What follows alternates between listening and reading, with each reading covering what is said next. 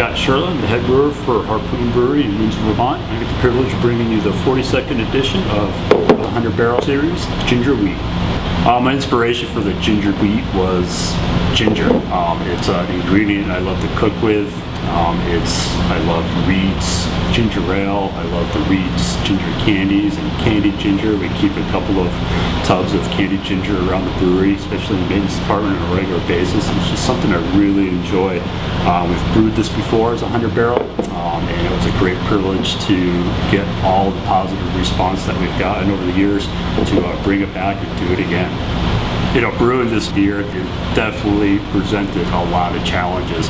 Coming up with 600 pounds of ginger to brew just a single batch of this. We found a company called the Ginger People out in California. They import it from China, and it's peeled and ground up and minced, but still we get it in 5-gallon buckets. So it was like 32 5-gallon buckets of ginger. So out on the brew deck, dealing with that, getting it into the kettle in a timely fashion is certainly a challenge.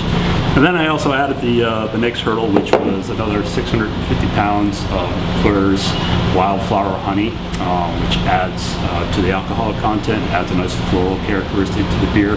And getting 650 pounds of honey into the brew kettle, again, just presents a tremendous amount of challenge. I was here with Todd Charbonneau, the head brewer. The first time we brewed it, we had a lot of fun doing it, but this time around it was 4 batches of it. They were running 24/7.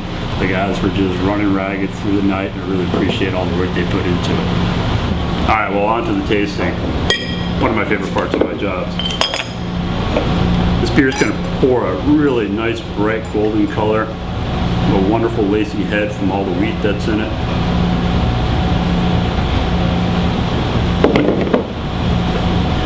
Yeah, that looks nice.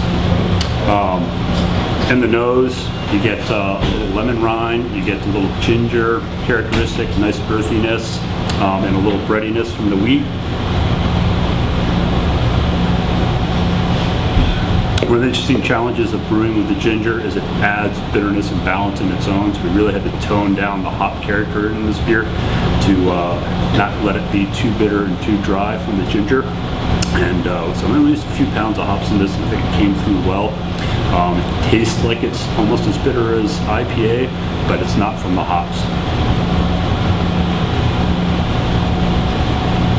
And then there's a really nice earthy, gingery characteristic.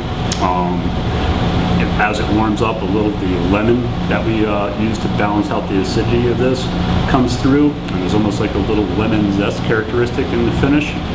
And it finishes out nice and dry, leaving you ready to quench that thirst with the next gulp.